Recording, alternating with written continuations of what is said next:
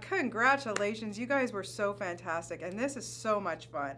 And, you know, you sit with someone like Guillermo del Toro. He tells you what he's envisioning and what's going to happen. But did you guys ever imagine when you walked on that set what the hell you were in for? I think the physical aspect of it, I hadn't anticipated being quite as brutal as it ended up being. Right. The piloting of these giant war machines was pretty brutal.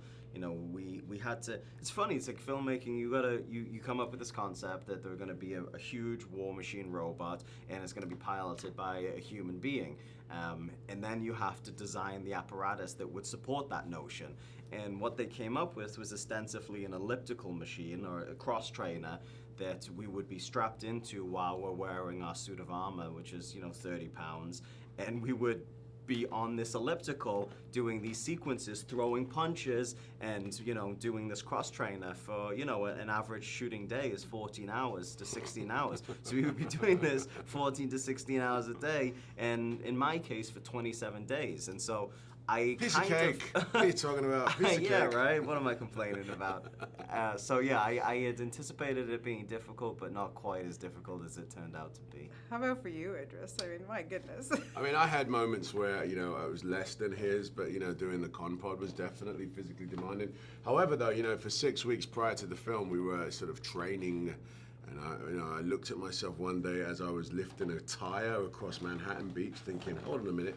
What is this movie about? I thought the robots did all the work, but but then as well as all of the sort of physical stuff, there's this massive acting piece, Yes. Real emotion that sits in the middle of this film, and Guillermo doesn't want you to sort of phone it in because it's a big green screen type movie. We were in the midst of real discussions and really searching the truth. Here's a human race at the end of their days.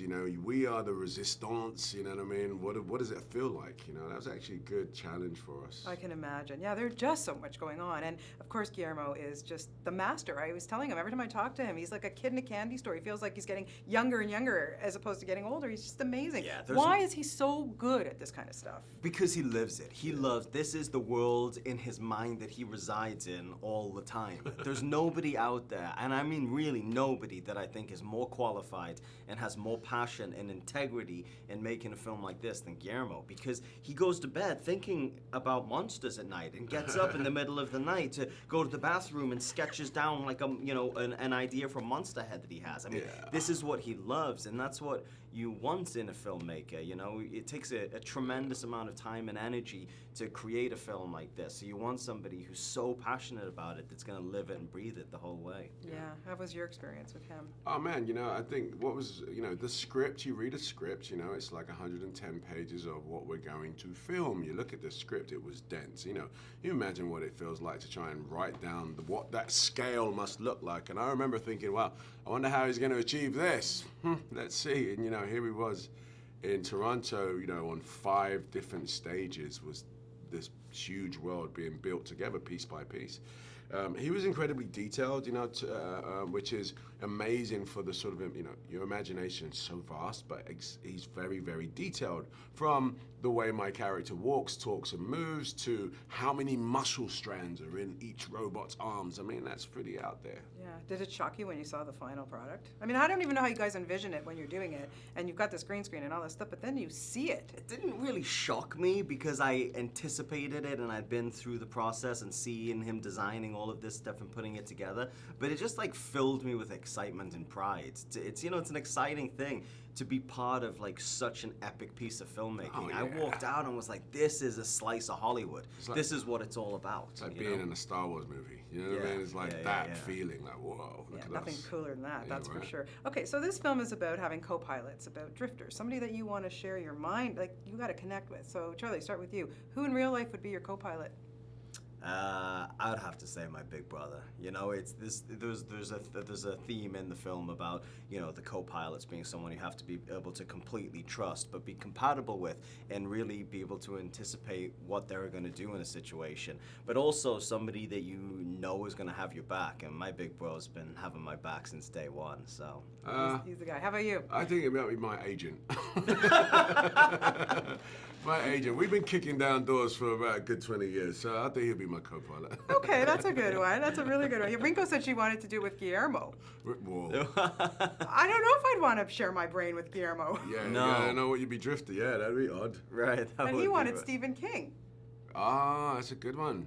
Guillermo said Stephen King. That's a really good one, actually. That's a good one. Yeah, that Can you is a good imagine if one. the two of those guys teamed up? No, Wow. no thanks. I'm all right. I'm all right. I have to address, coming up next, we're going to see you as Nelson Mandela. Yeah.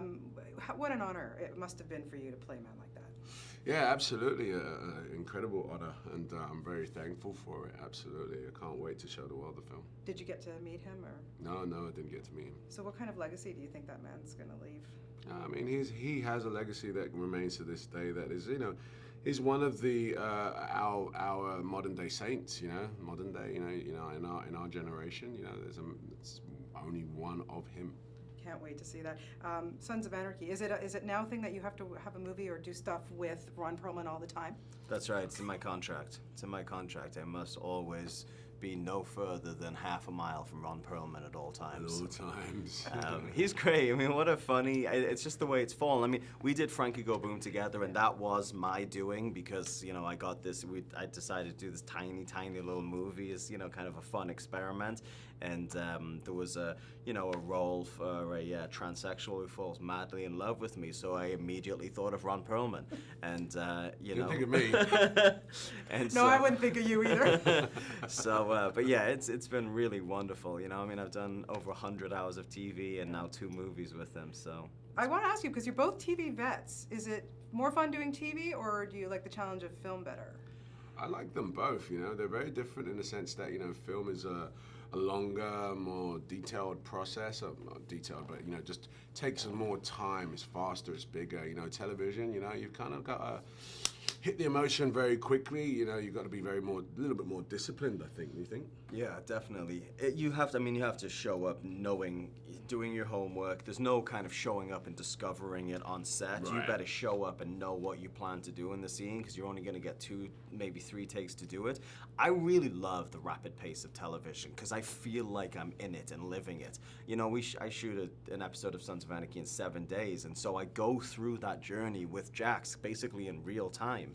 And film has other challenges. It's a challenge to keep a continuity of a character going over the course of 105 days like we did in this film. But then of course there's not as much compromise in film. There's a lot of compromise working so quickly as you do in TV. So they both have their pluses and their minuses, and I think we're both just very fortunate that we get to do them both.